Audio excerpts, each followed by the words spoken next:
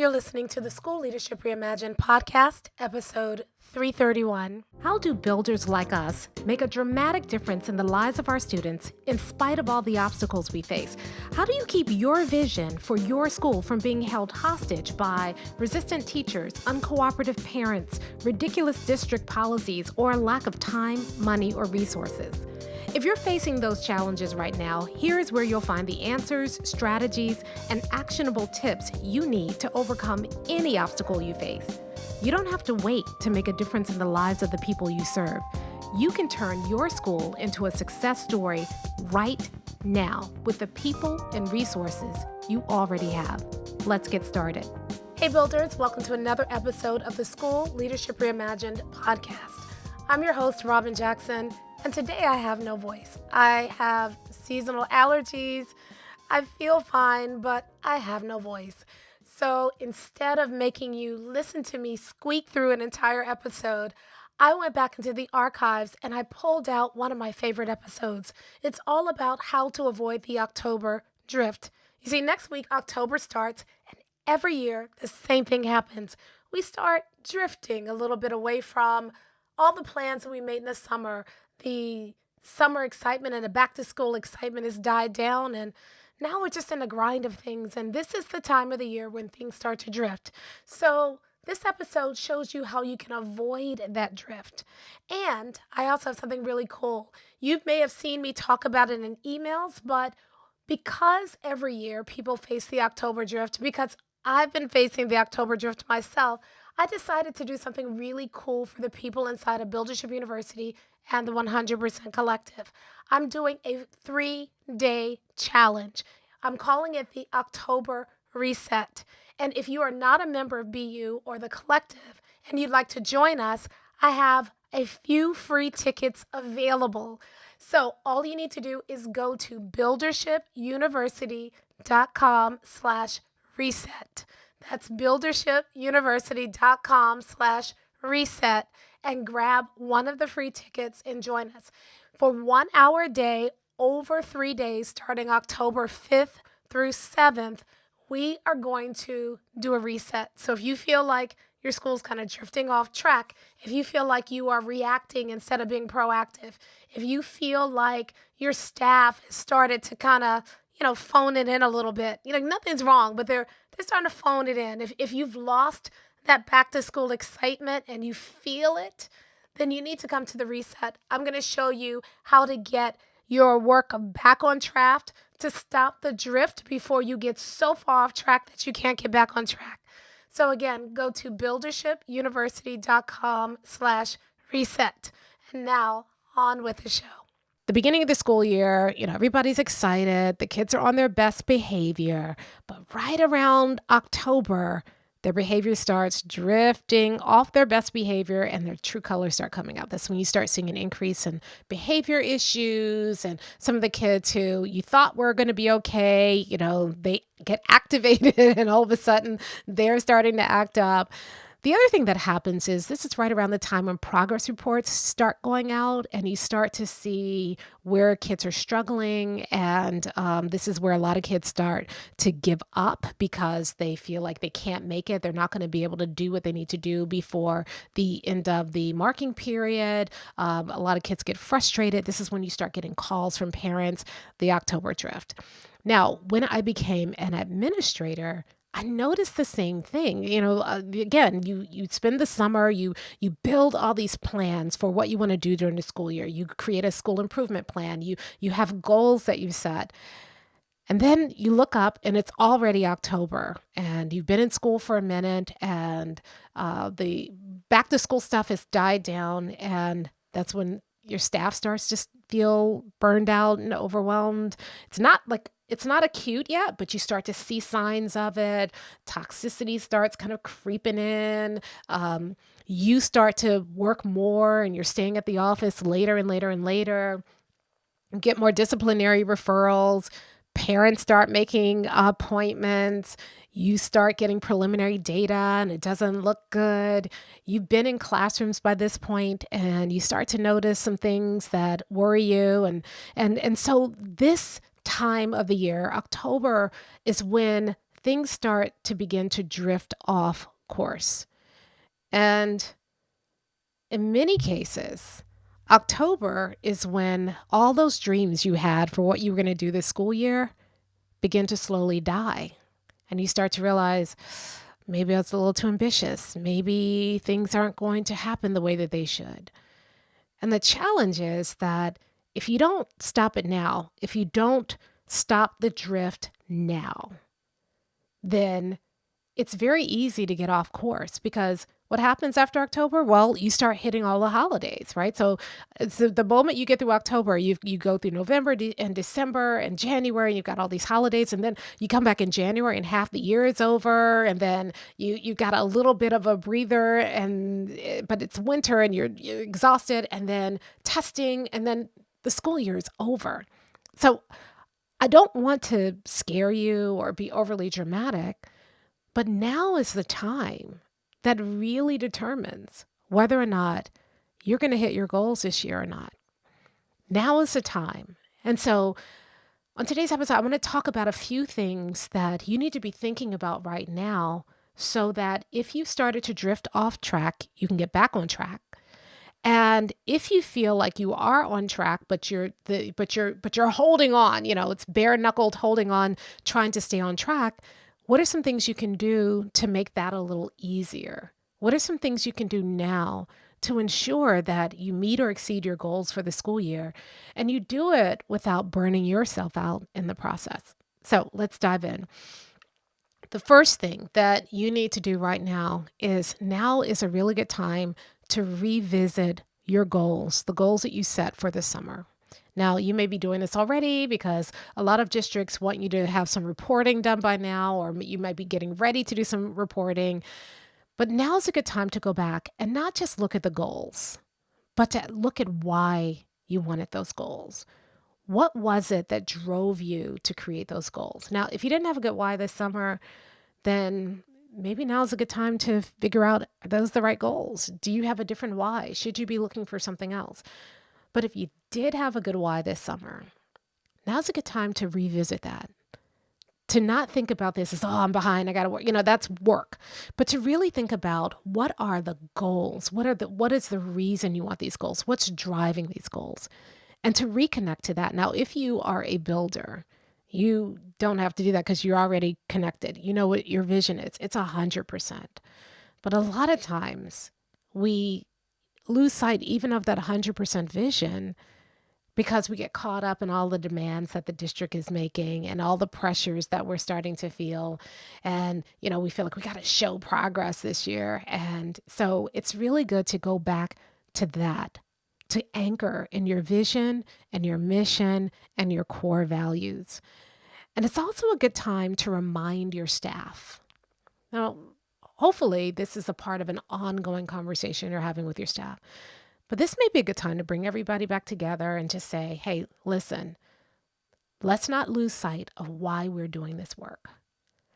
And anything that we are doing that is not moving us towards our vision, that is off mission, or that is not in alignment with our core values, we need to stop. So October is a great time to take stock. Are you drifting away from your vision? Are you drifting away from your mission? Have you started to drift outside of your core values? Now's the time to stop it before it becomes a crisis. So go back, look at your big why, those goals you set for the summer, the vision, mission, and core values that you are holding on to, and take stock. Where are we out of alignment? And do the work to get back in alignment now. If you're just slightly over the line, it's a lot easier to get back on the other side of the line and stay in alignment than it will be later on the year when you've drifted so far back that it's going to take, a Herculean effort to get back. So the first step, anchor in where you are and go back to that and make sure that you are in alignment. Anything that you are doing that is not moving you closer to your vision, that is not in alignment with your mission, and that is not in alignment with your core values, you need to stop. And now's the time to do it before you get too heavily invested in it. It's so easy to get caught up at this time of the year and all the things that are happening and the demands and all the new ideas. But now's the time to go back and take stock and say, are we still doing what we said we were going to do? And if not, get back in alignment. The second thing that you need to do to help you to keep from drifting is now's the time to take a good look at the systems that you have in place and make sure that you are sticking to those systems. So usually what happens with the October drift is that you start out, you have a plan, and then, let's say you have a teacher dashboard that you're looking at and you have a meeting, you're looking at your teacher dashboard every single week. And then something happens in 1 week, you're saying, well, we're going to have to skip the dashboard meeting. And so then you don't do it. And then the next week, because you skipped it, you're a little behind. So the dashboard meeting takes longer. You don't get through everything in the dashboard. And over time, the dashboard becomes more and more neglected until you stop doing it. And you look up and you haven't met about your teacher dashboard in several weeks. Well, if you don't do something right now, several weeks turns into several months, turns into all year. So where are you in your systems? Are you still being consistent? You have a meeting rhythm that you have in your school. Are you consistent about those meetings? If you're doing a daily stand-up, are you consistent with doing that daily stand-up, or do you skip it one day, or does something happen and anything could happen and stop you from meeting that day? And so instead of having a daily stand-up every day, 5 days a week, you only did a DSU twice this week. Those are the kinds of things that they start now, and you start to kind of just get a little bit outside of your systems. And when you get a little bit outside, you feel like you can still recover, but a little bit turns into a lot, turns into, I don't do it anymore. So first, make sure that you are doing work that is in alignment. And if you are seeing any area that you're out of alignment, get back into alignment. Secondly, take a look at your systems and are you being consistent?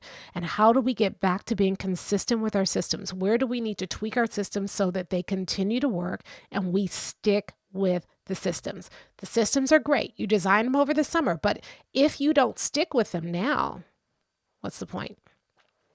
The third thing is you're working really hard, but are you doing the right work? So not only does your work need to be in alignment with your vision, mission, and core values, but what should you be focusing on right now? You see, right about October, stuff starts piling up and everybody's coming to you with this problem or that problem or the other. And you just have this pile of problems. And this is the time where a lot of builders start slipping back over into being leaders. And so as a result, they just say, oh, I've got this pile on my desk. And you just sit there and gut it out and you just kind of try to knock out your pile.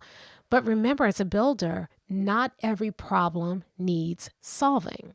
So one of the reasons why builders think about those 90-day sprints where we're kind of looking at one problem and solving it for 90 days and doing the deep analysis, using that builder's blueprint to try to figure out what are the right problems to solve, or using a quarterly planning process to figure out what are the right problems to solve, is so that you don't waste time working really hard trying to solve a problem that really isn't the right problem, that isn't the one that's going to make the difference this year.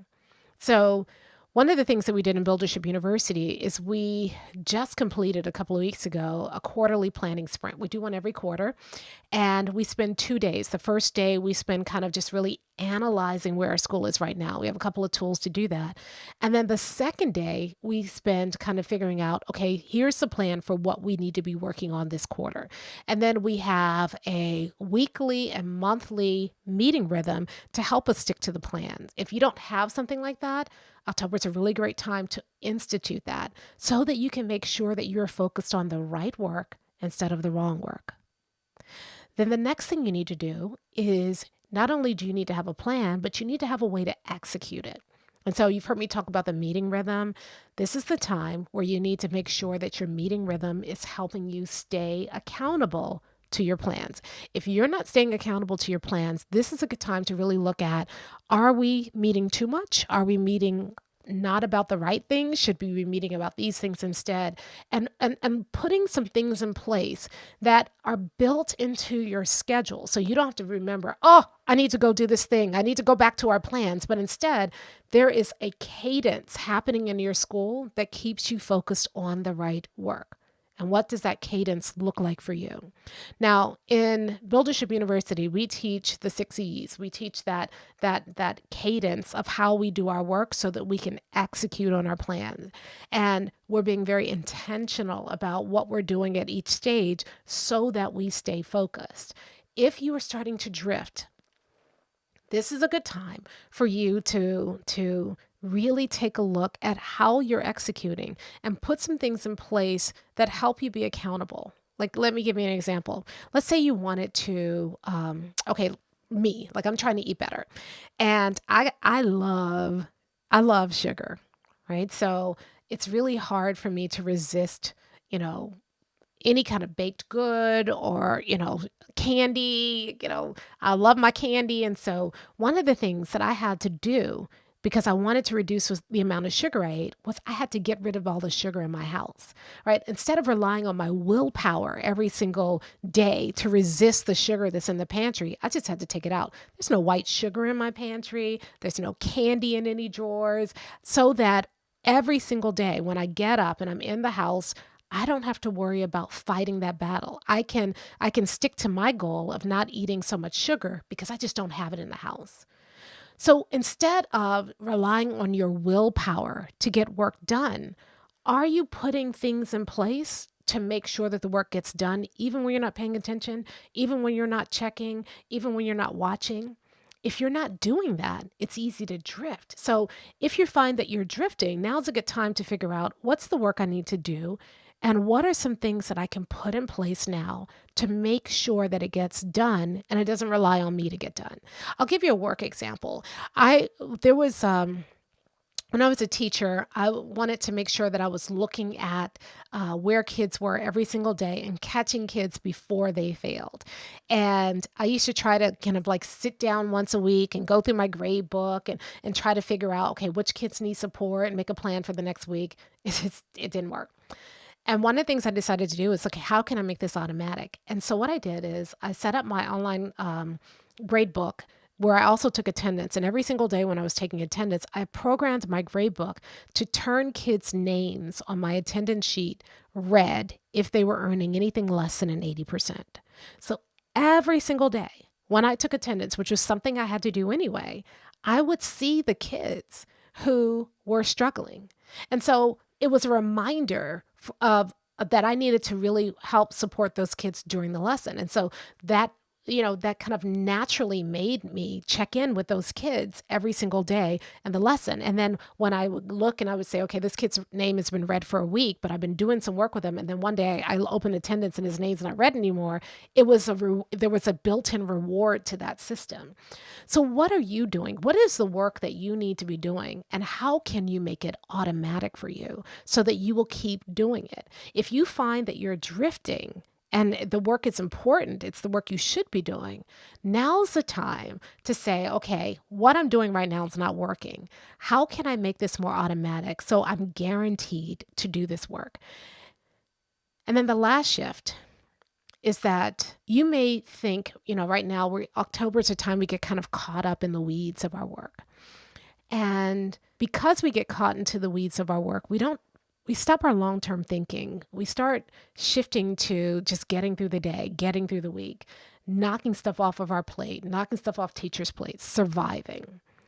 And that is only going to get worse because we're starting to do it now, but then when the holidays come, we're just like, let me hold on to Thanksgiving. Let me hold on to winter break. And then when people get back, after winter break, I'm going to get started again. But you've drifted so far off course by this time that it's hard to get started again. And so you begin satisficing second semester because you're too far behind to get caught up, or you are playing catch up instead of advancing the work. And you lose sight of that long-term thinking. And the next time you think about the long-term plan is summer. So one of the things that you want to do right now is you really want to make sure that you anchor in that bigger long-term plan. Now's the time to do it. We think that's summer work, but you need to be doing that on a regular basis, because if you do everything else and you don't anchor into that bigger long-term vision, then while you're doing the work, you lose sight of the work. That is another, looking at that long-term vision is another way to make sure you stay accountable to your ultimate goal. So taking a look at the bigger picture of your school, taking a look at all the systems that you need to have in place, making a plan for where you are where you may be missing some systems, putting those systems in place so that you can get some things established this year that you won't have to reestablish next year. And next year, you can just focus on executing. So you are doing your future self a favor by spending some time in October and taking a look at the bigger picture and trying to figure out, what do I need to do now so that when the tough times come in January and February and March, I'm not struggling as much. What do I need to, think about what is it going to look like in January and February and March? What are the problems that you face every single year at that time? And putting some things in place now while you have time so that you won't experience that when you hit those tough months later on in the year. What do you need to do this year? What are you going through this year that you don't want to go through again? So what can you do now to solve it once and for all so that next year you don't have to deal with it? So I've talked to you about 5 different shifts.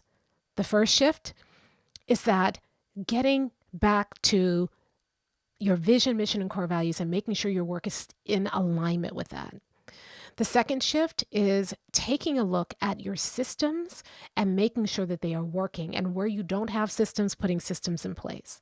The third shift is making sure that you are focused on the right work and that you are being intentional about ignoring the wrong work. And then the fourth shift is putting some things in place so that the work that you have to do anyway becomes more automatic, so that you can make sure you're doing that work even when you don't feel like it, either when other stuff gets in the way. And then the fifth shift is making sure that you are thinking not just about now, but you're thinking about the future. And you're doing things now that benefit you not only right now, but also benefit you in the future. I'm going to be talking about how you make those 5 shifts in the October reset, which is happening in just a few days. And by making just these simple shifts, we're not talking about doing stuff that's new. We're talking about taking the work you're already doing and making it more powerful, more meaningful, more effective, because you've just done some very simple things that keep you focused on doing the right work, like a builder. I'll talk to you next time. Hey, if you're ready to get started being a builder right away, then I want to invite you to join us at Buildership University. It's our exclusive online community for builders just like you, where you'll be able to get the exact training that you need to turn your school into a success story right now with the people and resources you already have. Inside, you'll find our best online courses, live trainings with me, tons of resources, templates, and exemplars, and monthly live office hours with me, where you can ask me anything and get my help on whatever challenge you're facing right now. If you're tired of hitting obstacle after obstacle and you're sick of tiny little incremental gains each year, if you're ready to make a dramatic difference in your school right now, then you need to join Buildership University. Just go to buildershipuniversity.com and get started writing your school success story today.